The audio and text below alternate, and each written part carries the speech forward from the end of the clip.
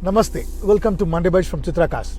Like the channel, share it to your friends and subscribe the channel and write your comments in the comment box, and thanks for encouraging me to do more videos.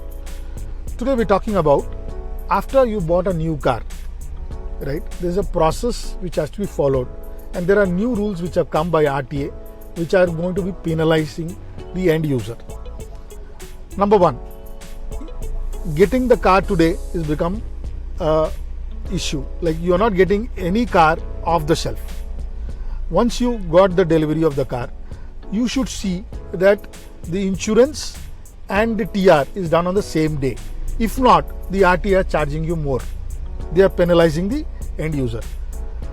And make sure that you register the car within 1 month, or else there is again penalty for it. This is the new rule which has come in Telangana RTA for the consumers.